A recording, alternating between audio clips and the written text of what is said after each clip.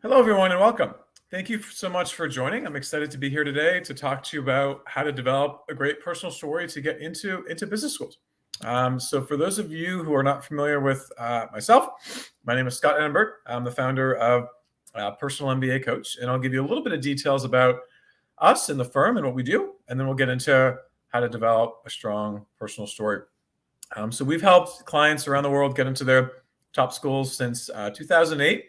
Overall, I was the top-ranked consultant since US, but actually in the world on Poets and Quants last year. Also, we were just awarded the top boutique firm of 2023. I've been a speaker at the annual GMAC conference with admissions directors. Overall, Personal MBA Coach, our clients get in with a 96% success rate. Last year, basically everybody got accepted, and we got $10 million in scholarships for our clients in the last cycle. So people do really well getting in and also getting quite a lot of scholarships. We're boutique, family operated. I run the company with my sibling who lives down the road from me.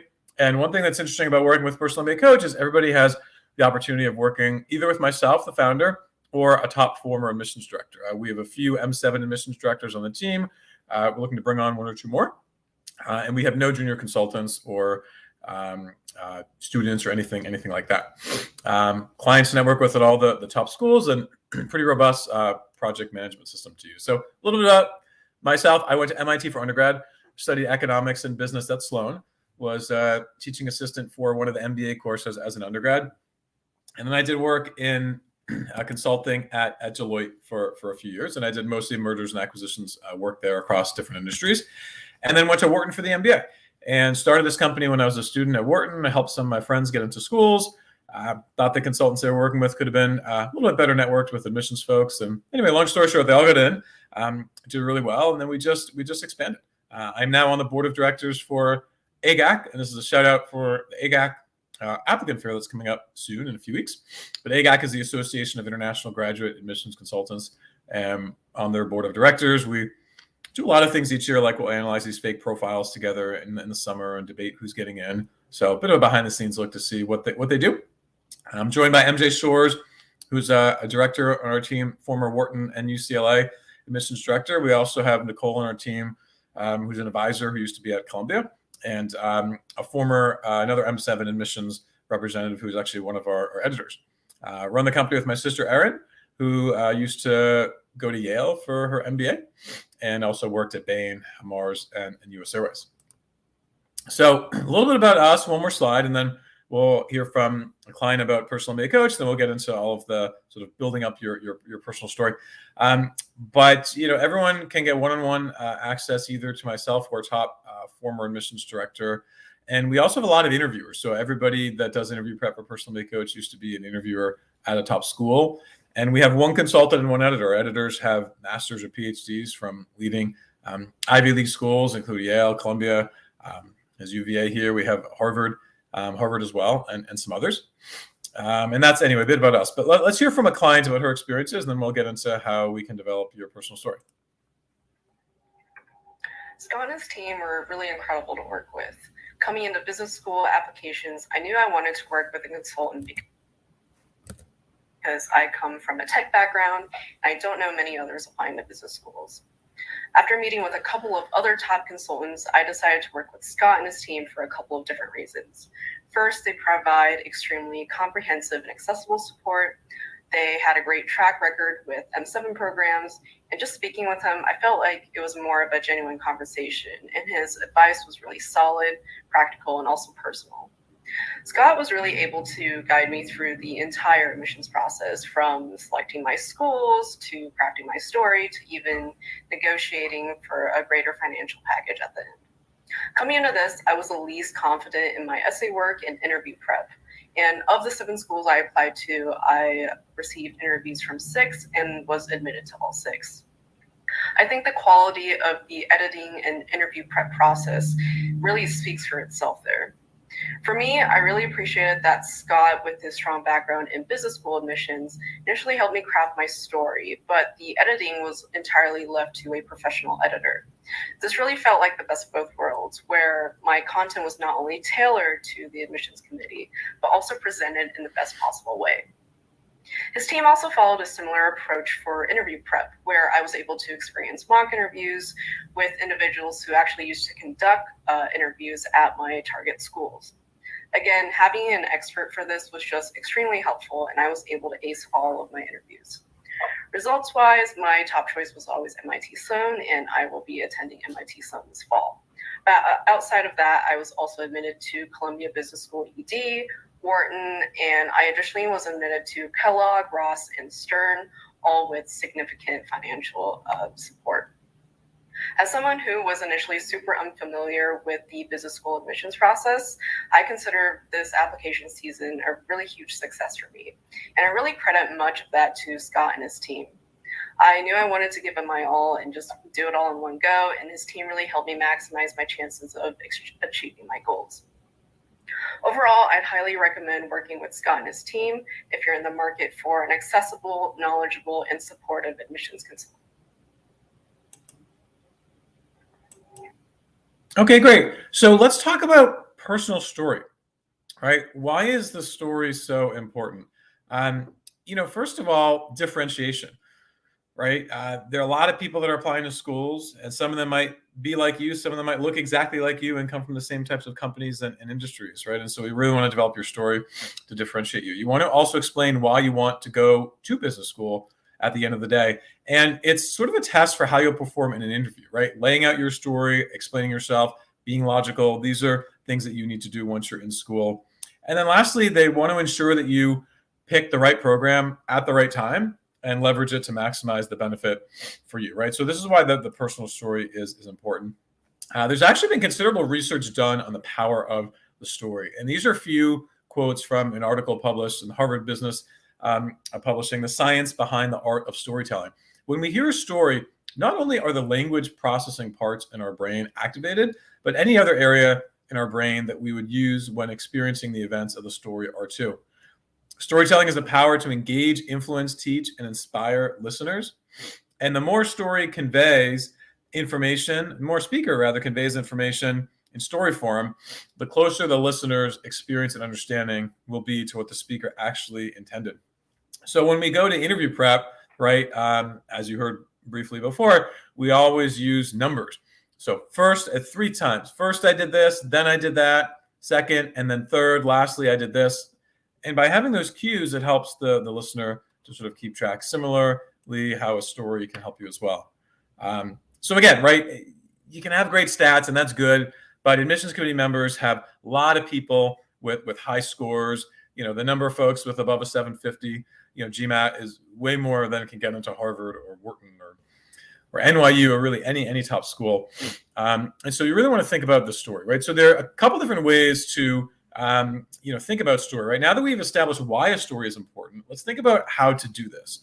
And we'll cover 2 ways. So one is this one word or one sentence story. So you have this one key idea to sort of think through this.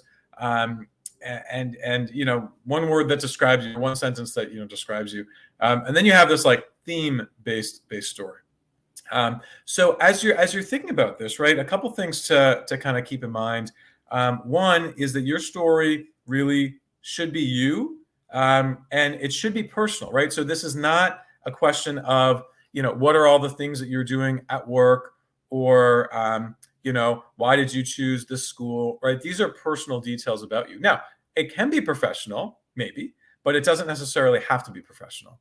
And so when we think about this, right, really be comfortable with being, original, right? Being, creative, right? These are definitely important things to kind of think about. Now let's go into this exercise. We'll see if this works or doesn't work over YouTube. But this is a link that you can type in menti.com/ and there's a few different ALT2FEV1FH5G, and I would have pasted a link if we were somewhere else. I'll also show a QR code, I believe, on the next slide. But regardless, what it is you put in a word, and then we see everybody's words, and I'll tell you what they typically look like. But we did this exercise called Building an Insights-Driven Storyteller at last year's AGOT conference, and it was actually with Berkeley Haas's admissions team, and it was really, really powerful. And so when we do this, right, we get this kind of result, right? So describe yourself in one word. And I realized you didn't have a chance to type it in because we're on YouTube. I wanted to make sure that this is feeling good for people that are watching it live, plus also doing this, recorded. But this is the results from one that we did. We did this at a major consulting firm a couple weeks ago. And so these are words that people talked about, right? Resilient, ambitious, curious. Now, the way to think about this is if you're describing yourself in one word, I want the word to be something that's really unique, right? And me. Now, if I say resilient, right, that came up as the biggest word. That means a lot of people wrote resilient.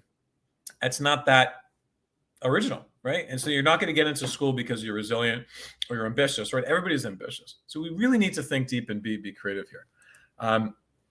So theme-based storytelling questions, right? Ask yourself these questions. What's unique about your background? Where were you raised? Are there certain beliefs that your family shared? What's been your most significant professional experience or personal experience, rather? What's interesting about your history? Do you have any hobbies, values, right? Maybe a common or distinctive professional background. These are some of many questions that you can ask yourself. Now, through this process, we try to identify a theme that we can weave throughout the application to explain your experiences, passions, goals, and choice of school. But one thing to highlight here, and this is probably important, right? If you think, oh, this is general stuff, I can learn this anywhere, yada, yada. You don't have to tie everything together, and that's important. Sometimes we have clients come to us and they say, well, I really want to make sure that my goal is connected to what I do outside of work and personal leadership, and I'm having a hard time tying it together. I might say, well, let's not tie it together, right? I'm a type 1 diabetic, and I started an organization for international diabetes. We sort of tested and diagnosed people with diabetes around the world. And that was a big part of my outside of work leadership. But then I was a consultant and I did M&A work. They weren't really related. I could have tried to relate them when it came to healthcare, but it didn't seem that genuine. So it's okay if it's different, right? These are some past theme examples that we'll go through from some common theme categories. Let's say a hobby, right? Could be a hobby. For instance, we had a client who began playing the piano as a young child. This passion not only shaped, her ultimate professional goal to consult in the entertainment industry, but also shaped her work ethic, right? Due to the style in which she learned piano and volunteer work. But the hobby might, again, not have anything to do with your goals, and that's okay. You sort of have to peel the onion, right? So it's not just rock climbing to get physically fit, but maybe this allowed you to take risk. And this risk enabled you to create this relationship. And now through this relationship and this risk, you do this thing better. And now you're looking to go and drive risk implementation further for your company down the line, right? So you can think about how we might want to connect these things together. It could be another extracurricular experience. So maybe an example of dance, right? Dance taught a client how to move in unison with others. And now she carries the same approach to her professional experience. And we're working in teams, fosters collaboration, and which seamlessly generate a sense of satisfaction in the process. And all this came through, moving in unison and connecting with others. Now, that might seem like a loose connection. We'll talk about loose connections in a minute. Maybe you're talking about a career aspiration, right? This can be a fit for someone who has a unique career, or if the aspirations were shaped by personal or professional experiences. So if someone grew up with a family member with health challenges, right? And the member maybe wasn't able to get the care that they needed. They ultimately had to go to another country to get such care. This is a real example of a former client of mine. Maybe after evaluating what was lacking in the US healthcare system, they wanted to get involved in healthcare and healthcare projects, and post MBA, the goal is to work in the healthcare space. But this was a pivot for them. They didn't do healthcare before. Now, while this might be a common approach, it's not necessarily right for everyone. You could have a lot of different things, maybe unique family background, housing insecurity, growing up that led you to want to work in the real estate industry. So, just a few different things. And the last thing to say is if it's like a personal loss or challenge, right, that could be a foundation for a story, but you want to think about not trying to, let's say, try too hard, right? So there's more than a sad story, and people have experienced different levels of trauma or sadness or negative experiences in life. And you'll get into business school, not because of what you've experienced, right? But how you've grown from this, right? So it's the ability to overcome challenges and then figure out, based on these challenges I've overcome, here's what I'm doing now, and here's what I want to do to help others, and what it really means for your story, right? So that's important here. So thinking about the story, right? As you evaluate your theme, you want to make sure that it measures up against two key criteria, right? So ownability and relevance. You want it to be ownable and relevant. Keep in mind, you can have more than one theme depending on the school and the essays, and that's okay. Sometimes there's a thought of, I need to have my story. I need to have my theme for my MBA application. And that's great. We do a lot of work on story development at Personal MBA Coach, and that's how we start all of our clients. But at the end of the day, there might be more than one theme. There might be more than one thing that you can talk about, and that's okay. But it really has to be ownable, right? So what does that mean? Of course, there aren't an infinite number of themes. So it's not likely that you will come up with a theme that has never been used before. That's just not very likely. But you want to make sure that the theme is ownable to you by thinking about your unique connection and the story.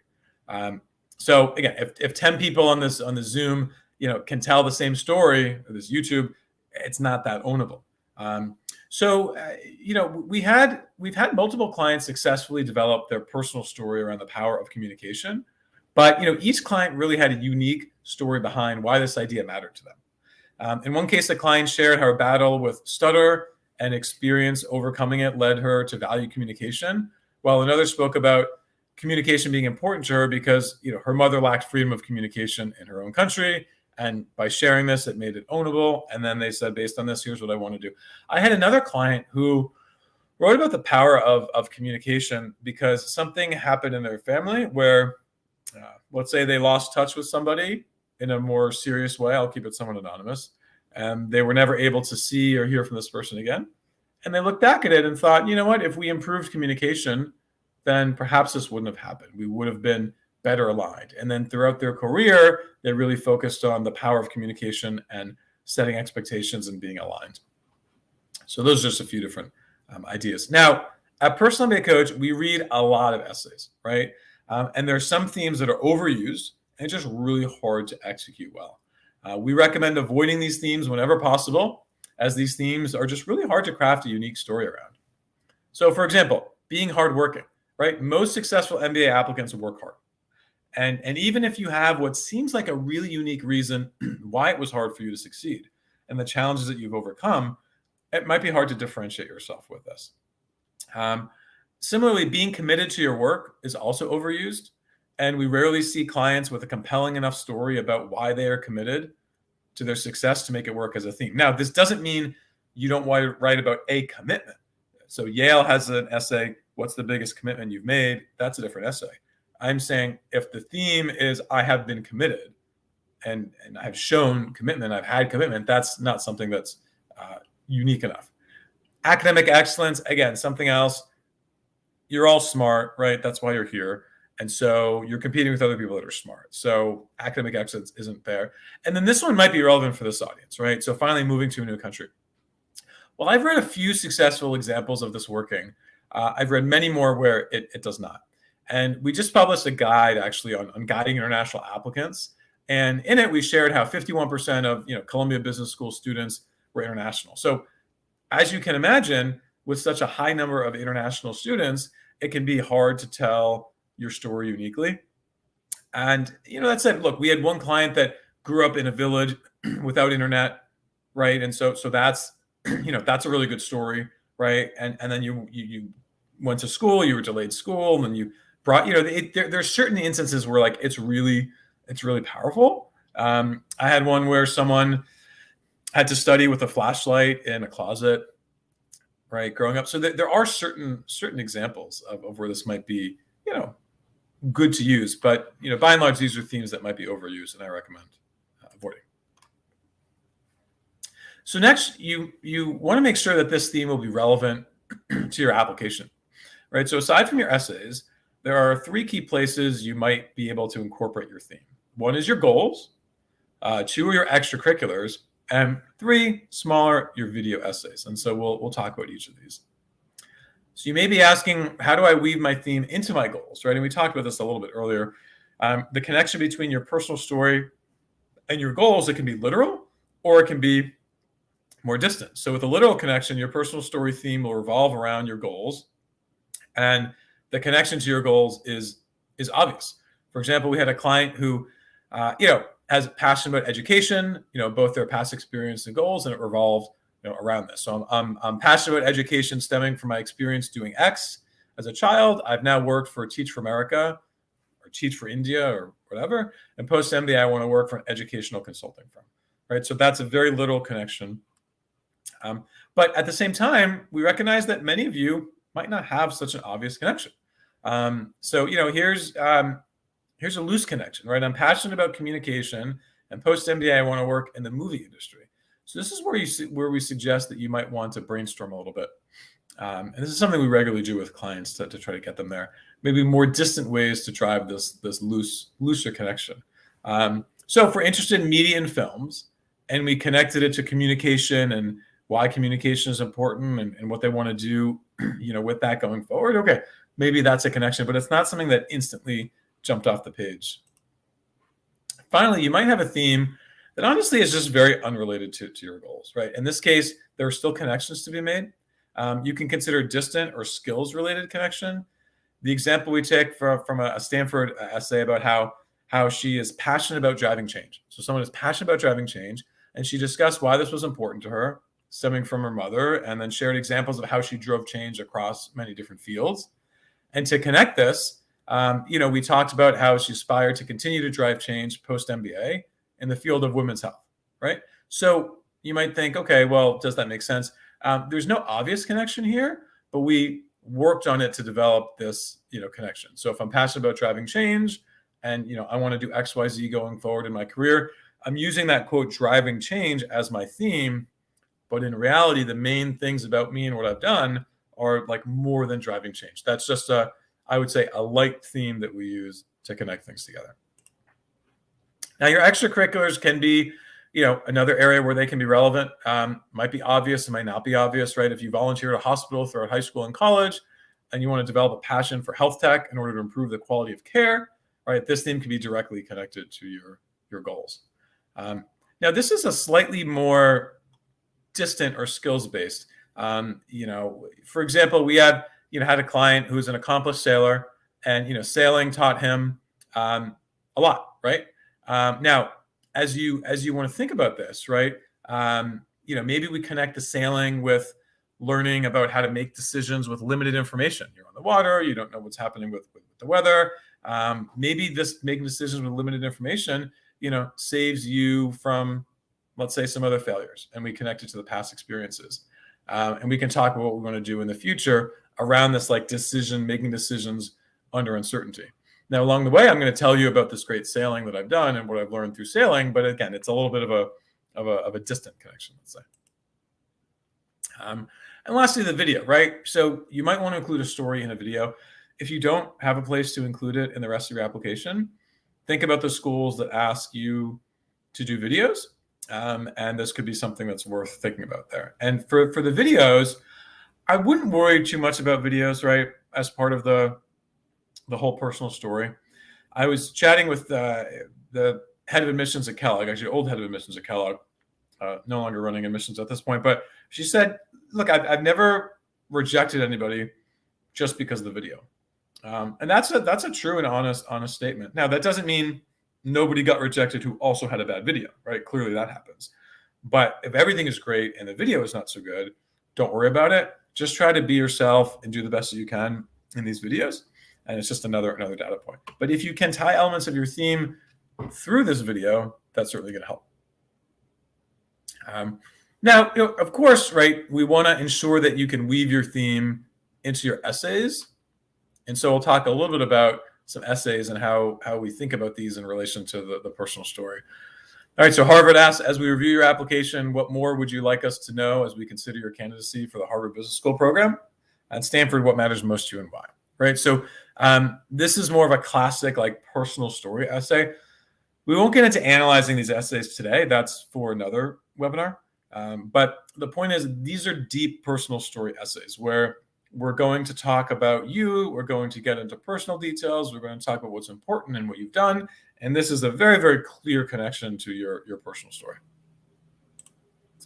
Now, these are slightly less obvious personal story essays. So Booth has a question. In MBAs, as much about personal growth as professional development. In addition to learning about you and your goals and your career, we want to learn more about you outside the office. use this opportunity to tell us something about who you are, right? So this is, again, the opportunity to be a little bit creative and original and talk about something about yourself that you want to highlight here. Then Darden has a question, what's important for your classmates to know about you that's not on your resume? Again, this is an example where you can get personal. Kellogg has a question about values. This is Kellogg's more personal question. Values are important. How have they influenced you, right? What values are important to you and how have they influenced you?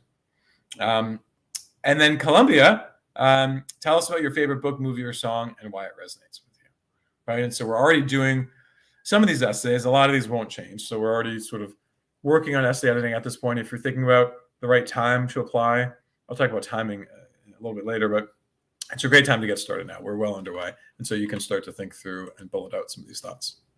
Now, keep in mind, right, you won't have space to weave your story into every school's essays. And I mentioned that before, but I think that's very important. And that's okay. So next we're going to hear from Sid about his experiences.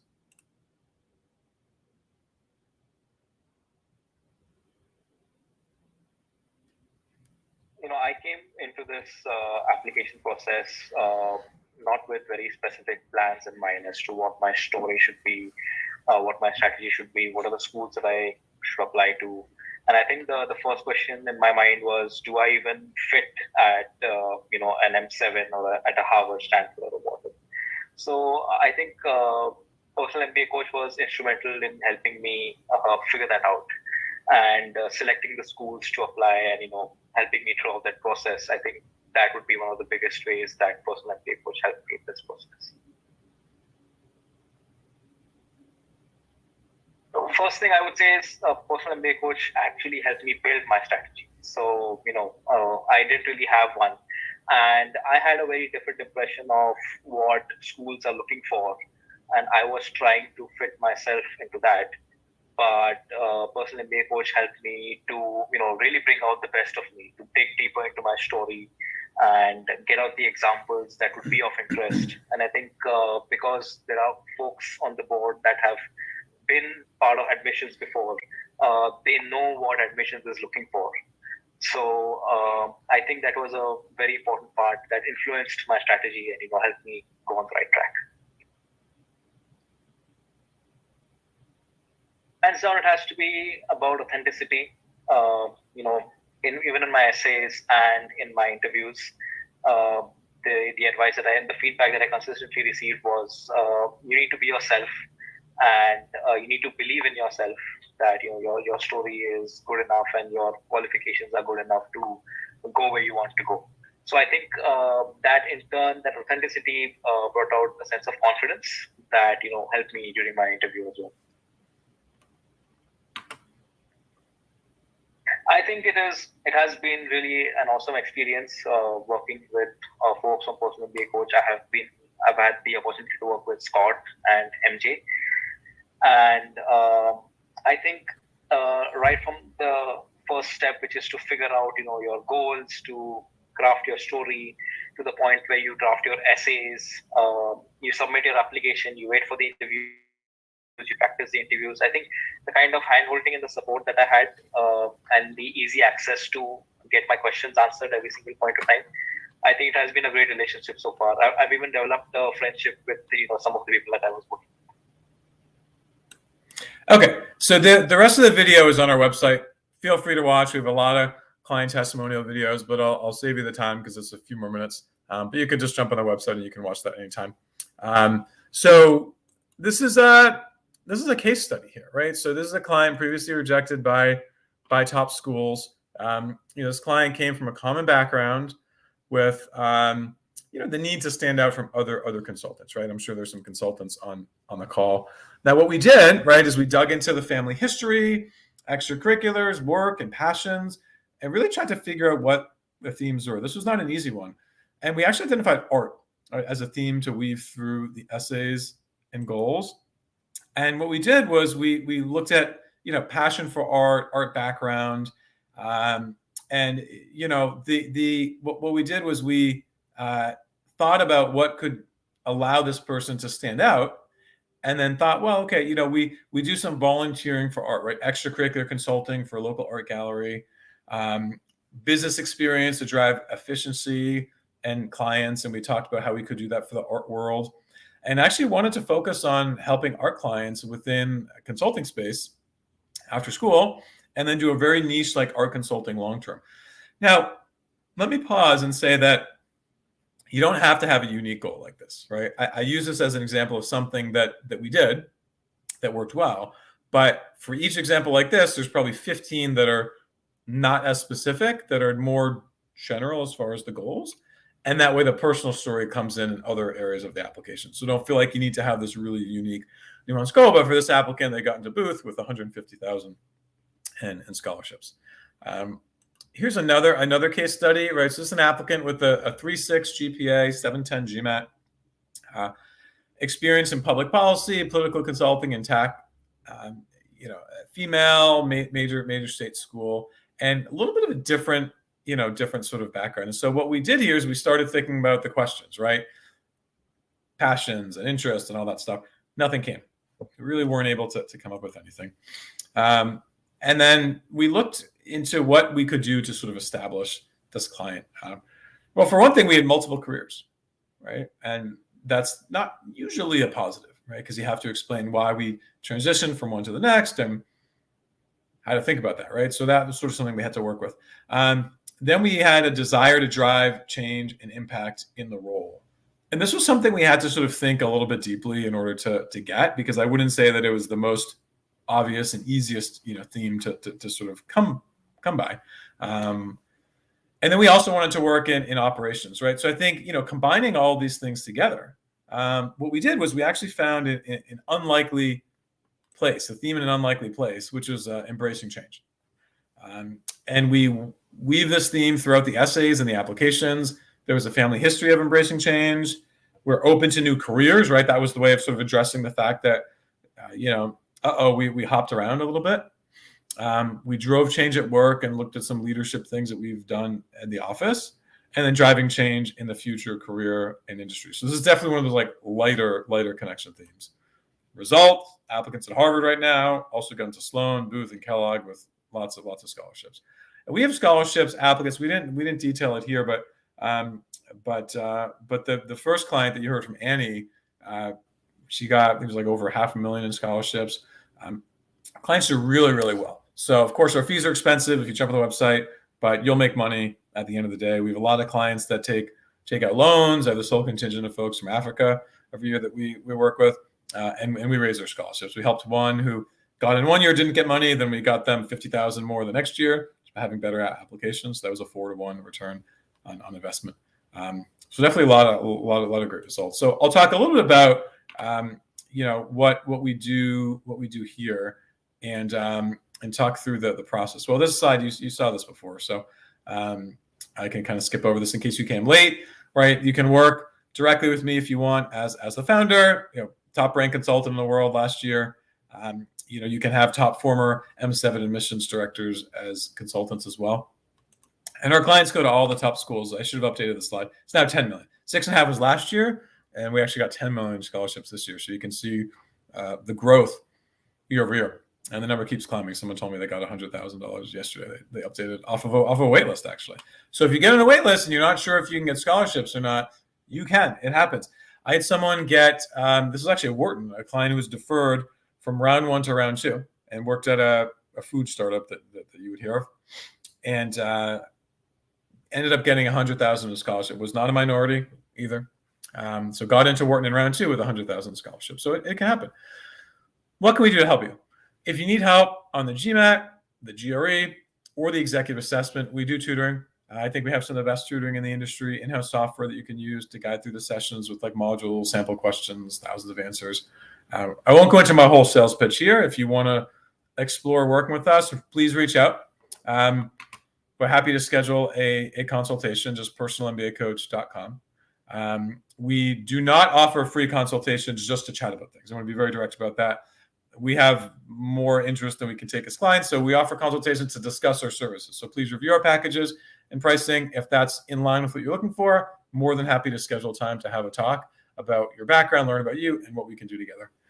We do brainstorming, right? Figure out who you are, what you're about, your background and hobbies and all that stuff. We select the schools based on your personality, profile, career fits, right? Chances of getting in, and resume, all the resume work that you need. We have an in-house template that you can use to guide through the process and make sure that what you're writing is super clear and specific. We have all the essay guides for the schools to show you what success looks like, and we do unlimited editing. Of course, just brainstorming before you start writing all the essays.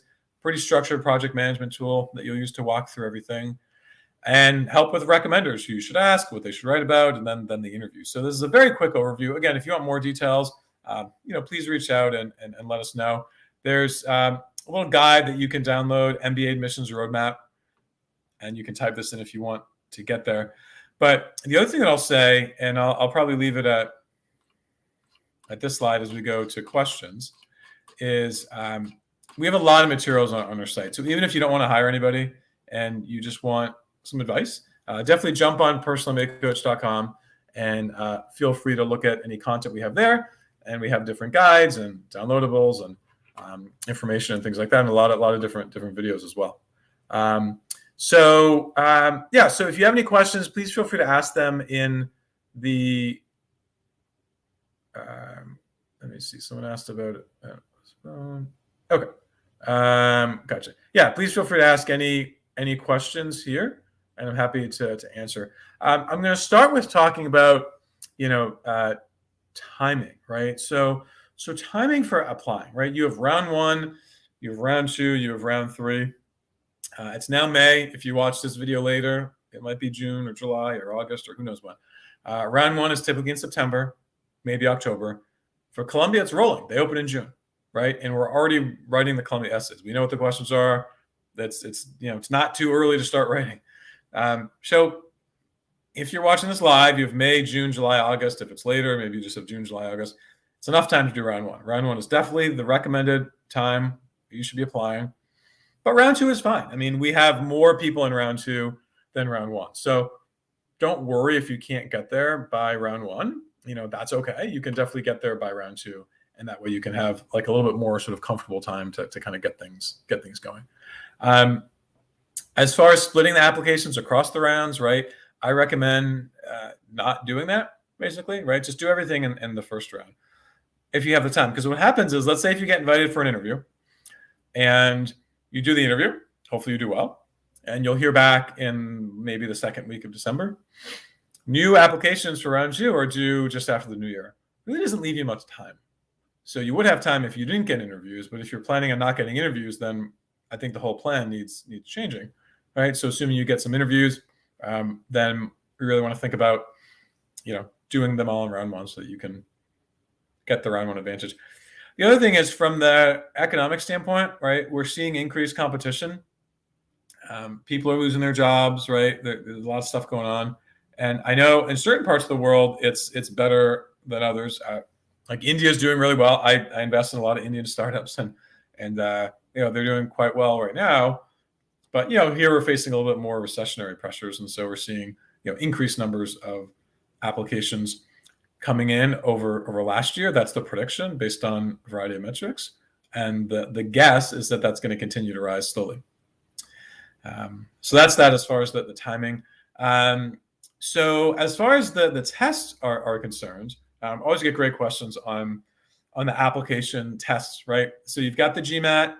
You have the GRE, you have the executive assessment, you have the GMAT focus. Don't worry about the GMAT focus right now. If you're watching this now, it's May, take the GMAT, get it done, apply round 1. The focus is later. They haven't even decided the exact date it's going to be offered yet, right? Quarter 4 is all we know right now. You can sign up later in the summer. Don't wait for the GMAT focus at this point. I would just take the GMAT.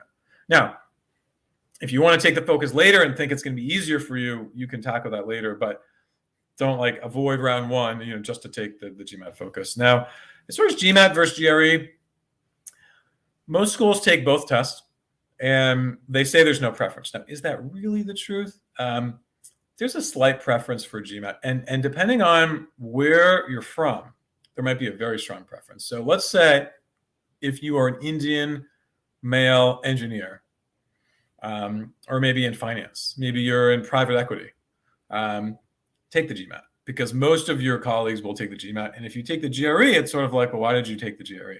Now, if you do well in the GRE and that's the best test for you, that's okay. Nothing wrong with the GRE. It's a fine test to take. But the GMAT quant is harder. And so it's sort of like at MIT for undergrad, we had chemistry. I didn't like chemistry. I do business, right? So that's probably not surprising. I'm just sort of getting a little bit casual here now. But there's this chemistry course, 3091, that had numbers, 3.091, and it was dubbed 309 Fun. So you could take 309 Fun, or you could take 512. 512 was the hard chemistry. If you took 309 Fun and you got an A, nobody believed that you really got an A, right? It was the easier chemistry class. So the GRE is sort of like that. We're an 80% quant on the GMAT. It's probably more like a 75% quant on the GRE. It's not a huge discount, but it's a little bit of a discount. Now, the executive assessment for schools that take the EA, it could be an interesting test to think about. Again, it's not my top choice because the GMAT is going to be a little bit better for you. It will allow you to showcase your strengths and skills in a little bit more detail. But the EA is a fine test, especially if your test score is really good. If your GPA is really good. Let's say you have 3.95 and you went to an Ivy League school, right? And you're like, I just really don't want to take this test. It's not going to go well. And you want to go to Columbia, take the EA, right? That could be a nice backdoor way in. But some schools don't take the EA, and so you can't do that. Don't ever be afraid of retaking a test. Sometimes people say, well, what if you miss 100% of the shots you don't take? That's my logic. And the schools really look at the best score. Now, if you are starting to study and you are not ready for taking a test yet, but you want to just take it to see what happens, don't do that. Wait until you think you're ready to get a good score, because you have these limits. You can only take it 5 times in a year, 8 times for a lifetime. And if I have 2 clients, one that has taken the test 2 or 3 times, the other one that took it 8 times, and they have the same final score, but the 8-timer had 7 other scores that were low, I'm going to rather the 2 or 3-timer, right? So there is some advantage to taking it fewer times. However, if you take it 3 times, and if you would to have taken it a 4th or a 5th or a 6th, if you can raise the score, it's always worth it, right? So it's always worth another shot if you're getting 10 points or 20 points, really any increase in score. But if you can avoid having a lot of tests, it's better to have a smaller number, if that makes sense. So whenever I see a client and they say, I'm not quite there, but I've already taken it 2, 3, 4, 5, 6 times, I say, I don't care, take it again. However, if you're just starting studying and you're not quite ready yet, let's wait until you're ready to schedule that test. And typically people will prep for 2 to 4 months. I think with self-study, maybe 3, 4 months, maybe 5. With our tutoring, usually 2, 2.5 to 3 months is about average. And yeah, so that's about the test. And if you cancel the score, of course, they don't see it. The other thing that I'll say about testing, and this sort of goes in line to some extent with developing yourself and the story and the messaging, right? If I'm this like continuous improver kind of a person, that I'm going to want to continue to prep. So let's say if you're submitting an application and it's September and you finally got your score, you got a 740. You wanted a 760, but you got a 740, and you say, you know what, I'm going to submit and I'm done. So you submit. Don't stop studying. Keep studying. What if you get an interview? Wouldn't it be nice in the interview to say, hey, by the way, I just retook the test and I got a 750. All right, that shows that you're continuing to try to improve. Wouldn't it be, good if you, get on a wait list and you have some waitlist updates to post, right? And then you can, communicate that in February, March, or April. So often I get questions about, recommenders and the recommender strategy. And so from a recommendation standpoint, you want to think about asking someone who knows you really well, right? And can write very specific things about you. So for the question of like, should I pick my boss or should I pick someone who's higher up with a more senior title? I would probably just pick your boss, right? Unless the higher up person really has a lot of detail to give, we want to make sure that the letter is super clear, right? It's going to be specific. They're going to compare you to others and write out what you're doing and why it's better than others. Don't write your letter. Don't write any part of your letter say that again, don't write your rec letters. I know it happens. I know it happens in some markets more than others. But believe me, admissions directors are catching on. They run language recognition software programs. They can compare your letters to others. I know firsthand of people, not my clients, of course, that got their acceptances withdrawn in August because they wrote their letters. And so it's just too much of a risk. So find somebody who can write it, and you can help them. You can coach them through what to do and give them ideas and talking points. I just don't put pen to paper, so to speak. If you want to have an extracurricular leader write part of your rec letters, you certainly can. That's okay. You don't want to have two people write the exact same content. So let's say if you are, I don't know, working in a certain industry where, you're doing the same thing day in and day out, right? And both bosses would write the same stuff for the rec letters. Maybe you get someone from an extracurricular leadership role to talk about you, and that's also perfectly fine. As far as schools, so, always good questions on like numbers of schools that you should be applying to. So usually we see 6 or 7 schools. I would say that's about average. Now, it depends on your, prerogative, right? If you don't need to go to business school, right? And this is more like opportunistic. Sure, you can throw out Harvard and Stanford, see what happens. We have clients that do that. I have a client last year who applied to Harvard and Stanford, got into both. So, great profile, right? And why not, right? But I think if you want to go and, you want to make sure that it's going to be happening, right? And that you're going to get in and get scholarships. That's where having like some different options makes sense. And 6 or 7 kind of good numbers to maximize the chances without doing too many. We have some 8s and some 9s, but few that just do a couple schools. And then as far as like US versus international, part-time versus full-time versus executive, like all really good questions that I know, more than some of you might have. So US versus international, of course, most people looking at US, we do a lot of work internationally. So we have logos for LBS and INSEAD here. We send folks to Oxford and Cambridge. I think that, European schools, right? Some of the work permits will be a little bit more flexible. You have to be comfortable with doing things that are more so like on your own, right? So it's not the kind of experience where like at Harvard where you're evaluated every day based on your class performance and you sit in the same seat for a whole year. You're a little bit more independent, doing your own work, and then more so evaluations at the end. So that's as far as the US versus international. As far as the part-time versus full-time, right? Look, I mean, part-time programs are great if you want to still make money and not pause your career, right? In that case, part-time is really good. I think from a full-time perspective, there's more recruiting. There are more opportunities to get a new job. It's more intense. You have more social opportunities. Oh, there's some great social. I've been to some good, part-time parties too at schools as well. But I would say it's a little bit more so for people that are independent and they're able to get to their success on their own, and they don't need the full on-campus recruiting to get there. Now, keep in mind, only about half of students get jobs through on-campus recruiting. And then for executives, so anybody 10 years out of undergrad, right? Then that might be for you, executive. Now, it doesn't have to be 10. It could be 6, it could be 7, depends on the school. Some schools, you want to have 12, 13, 14 years of experience.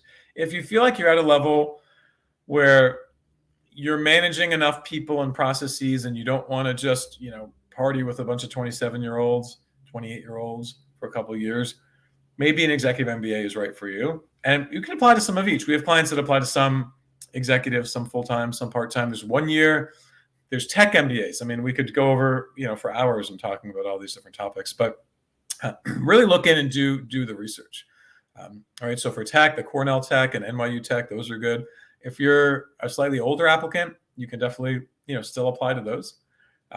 There's a question here. Do I help Indian students with Indian School of Business? Yes. We can do ISB as well.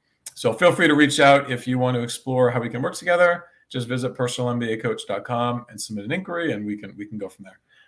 But yes, definitely do ISB as well. As far as the goals are concerned, right? I know we talked a little bit about goals so far as what you want to write in them and how detailed they should be and that sort of thing. The thing about the goals that I'll highlight again, especially for those of you that might have come later, you don't want to take any risk here, right? Writing about your goals, this is the chance to show them you've done your homework, you know what you've done, you know what you want to do, you know how the school will help you to get there. And you want to write something that's going to be clear and convincing, right? And it's not going to be wild. You don't want anybody to pause. So if I look at your goals and I think, I wonder if he can do that. We don't want that. We want it to be super clear. So I'm an engineer and I've done a lot of product engineering, but I want to get more out of my experience than just engineering. I want to do more product strategy. I want to figure out how are the components working. I want to figure out what happens when something doesn't work. I want to figure out the pricing. I want to figure out maybe how to market this product. I'm just building it. And I'm sick of building things. I don't want to be told what to do anymore. I just sit here and build and take directions. I want to figure out what the strategy should be. Should we have more engineers? Should we have more products, right? Maybe that's where product management makes sense. And then maybe long-term, I'm going to be a director of product management, where rather than just figuring out how a product works, I'm going to move from the engineering to like the product management in the short term to a director of product in the long term, where it's more of a corporate level view, where on a corporation, I'm thinking about what the product strategy should be. Should we have more products? Should we have more product managers? How should we be rolling out and implementing new products? Right. So that might be current work versus short term versus long term. You see if they have any other questions here.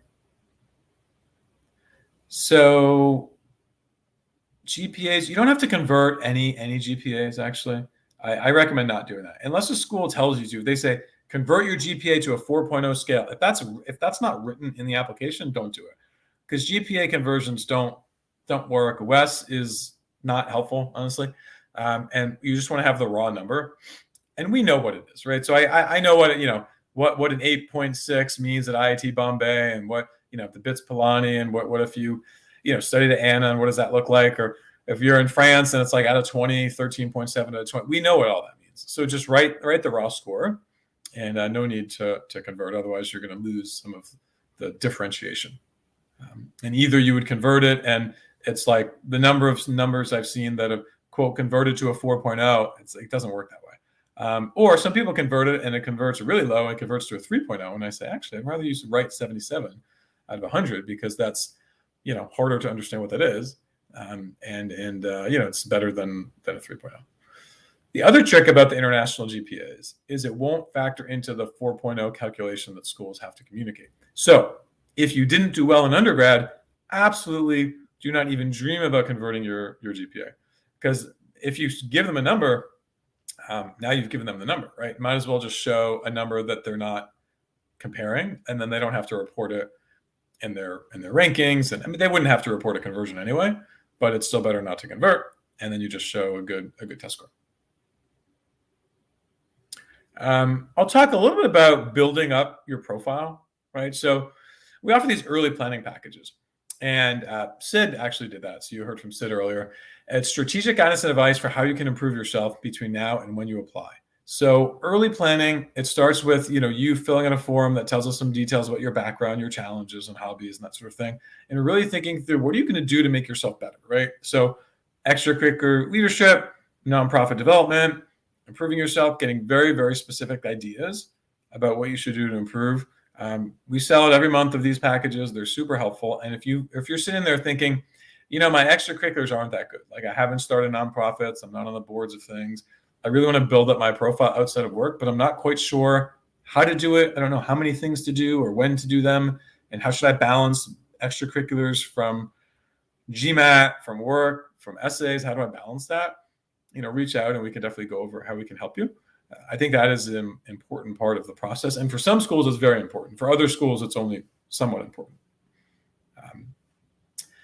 Great. Well, I don't think we have any more questions here. So wanted to thank everyone for watching, whether it's live or whether it's delayed. If you have any interest in working with us, feel free to visit personalmbacoach.com, just www.personalmbacoach.com, and we'd be happy to learn more about you.